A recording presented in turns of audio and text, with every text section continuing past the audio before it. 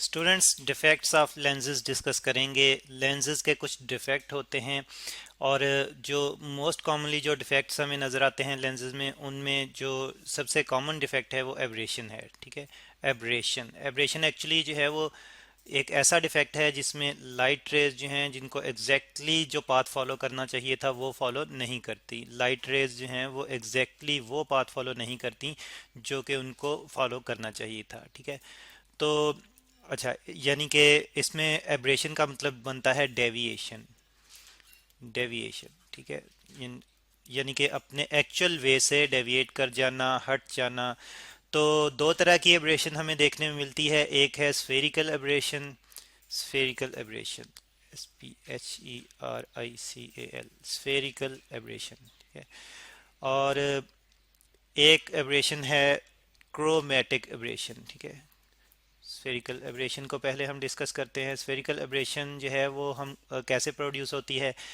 हम देखते हैं कि एक लेंस जहाँ पे अगर हम रिप्रेजेंट करें तो एक कन्वेक्स लेंस, तो ये एक स्फेरिकल लेंस होता है। कन्वेक्स लेंस और कनकेव लेंस स्फेरिकल लेंसेज कहलाते हैं। और हम देखते हैं कि इनमें कर्व्ड सरफेसेस होती हैं, यानी कि कर्व कर्व्ड होता है ये लेंस होता है। और आप देख रहे हैं कि यहाँ पे ये कर्वेचर जो है वो ज़्यादा होता है, कर्व्ड ज़्यादा होता है। यहाँ पे सेंटर में इसका कर्व जो है वो कम होता है। स्पेशली थिन लेंस की अगर हम बात करें तो इसमें इसके जो एड्स होते हैं, इसकी जो प्रेफरी होती है, जो किनारे होते हैं, वहाँ पे कर्वेचर जो है वो ज़्यादा होता है। अब उससे उसकी वजह से क्या होता है, तो उसकी वजह से ये होता है कि वो रेज जो कि सेंटर के करीब करीब से गुजर रही हैं, वो जिस पॉइंट पे फोकस होती हैं, यानी कि अगर हम इस रे को रिप्रेजेंट करें तो ये रे यहाँ से गुजरते हुए हम जानते हैं कि पैरेलल है, प्रिंसिपल एक्सिस के पैरेलल है, तो ये प्रिंसिपल फोकस पे जाके फोकस होगी, यानी कि यहाँ पे आके फोकस होगी। ठीक है, लेकिन वो रे जो प्रेफरी से गुजरती है, मतलब एज से गुजरती है, एज से गुजरने वाली रे को हम यहाँ पे रिप्रेजेंट करते हैं। ठीक है, ये वाली रे, तो ये रे जो है ये इसी पॉइंट पे फोकस नहीं हो पाती बल्कि इससे पहले फोकस हो जाती है, यानी कि तकरीबन ये यहाँ पे आके फोकस हो जाएगी।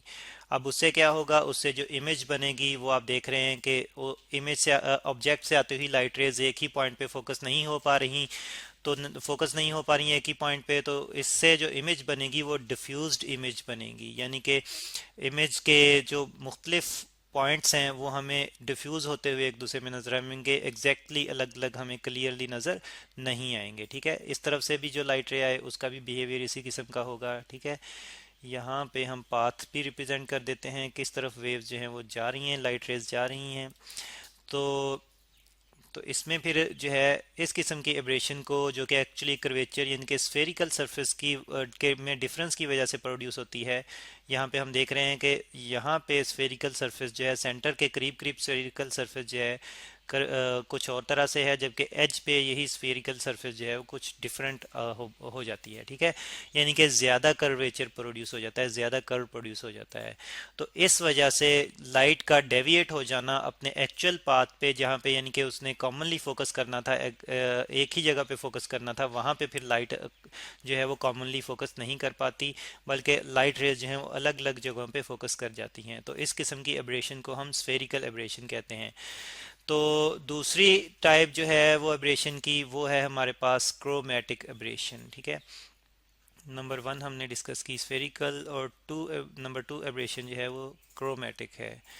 Chromatic aberration, CHRO, crow, MATIC।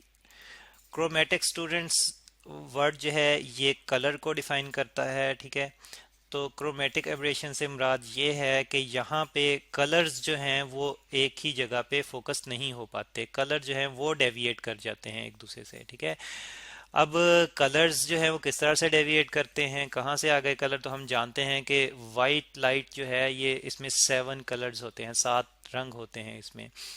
ठीक है, तो अगर लेंस के लिहाज से हम देखें कि जब यही वाइट लाइट लेंस से गुजरेगी तो क्या होगा, तो ये होगा कि मुख्तलिफ कलर जो हैं वो मुख्तलिफ एंगल्स पे डेविएट हो जाएंगे, मुख्तलिफ एंगल्स पे फोकस होंगे। यहाँ पे हम एक थिन कन्वेक्स लेंस रिप्रेजेंट कर रहे हैं। तो अब इसमें यह होगा कि यहाँ पे हम जो है इसका प्रिंसिपल एक्सिस रिप्रेजेंट कर देते हैं। अच्छा, पहले तो हम यहाँ पे जो है वो वाइट लाइट, यहाँ पे वाइट लाइट जो है वो आ रही है, सपोज के वाइट लाइट की रेज जो है वो यहाँ पे आ रही है, ठीक है, फिर यहाँ पे भी हम जो है वही रे रिप्रेजेंट कर देते हैं, ठीक है।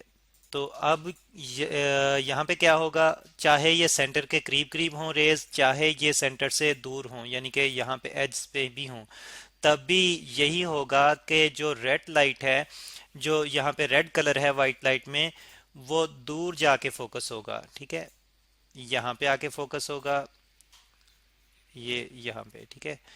तो ये इसको क्लियरली जो है वो बनाते हैं, ठीक है। तो ये इस तरह से, ठीक है। जबकि अगर हम देखें ब्लू कलर को या ग्रीन कलर को, तो वो जो है वो करीब फोकस हो जाएगा, ठीक है। अब यहाँ पे अगर हम जो है ये रिप्रेजेंट करें, तो ये इस तरह से आप देख रहे हैं कि ये यहाँ पे फोकस हो जाएगा। अब इसकी वजह क्या है, इसी तरह से बाकी कलर जो जो हैं वो भी डिफरेंट एंगल्स पर जो है वो फोकस हो जाएंगे, ठीक है।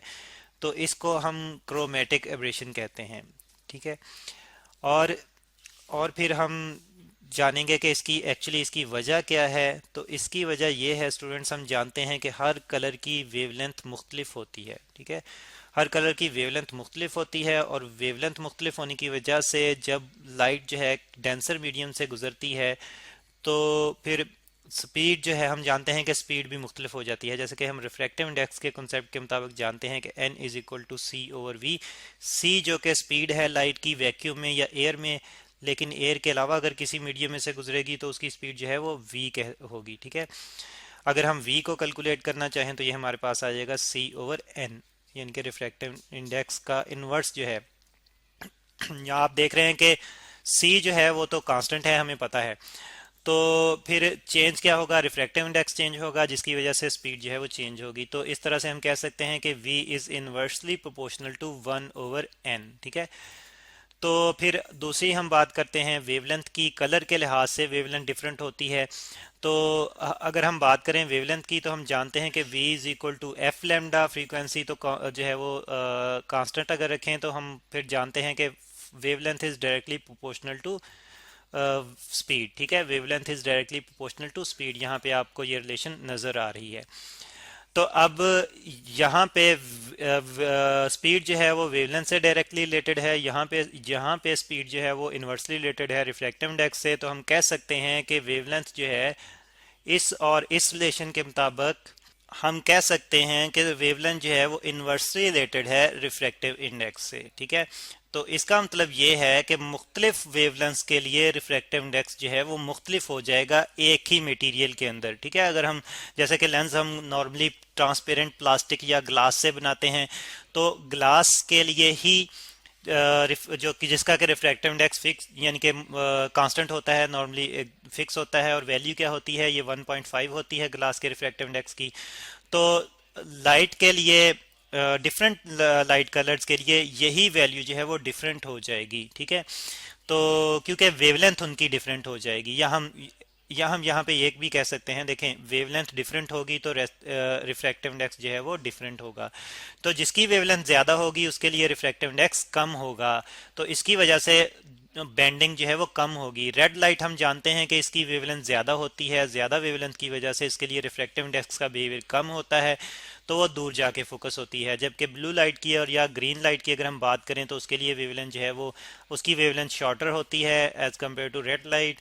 तो इसके लिए रिफ्रैक्टिव इंडेक्स ज़्यादा हो जाएगा, तो वो ज़्यादा बेंड होगी, ठीक है। तो इस वजह से क्रोमेटिक एब्रेशन प्रोड्यूस होती है। तो ये डिफेक्ट्स हैं लेंसेज में जो मोस्टली हमें जो सिंपल लेंसेज होते हैं इनमें देखने में मिलते हैं। तो इनको हम किस तरह से ठीक करके यूज़ कर सकते हैं, ये हम नेक्स्ट लेक्चर में डिस्कस करेंगे।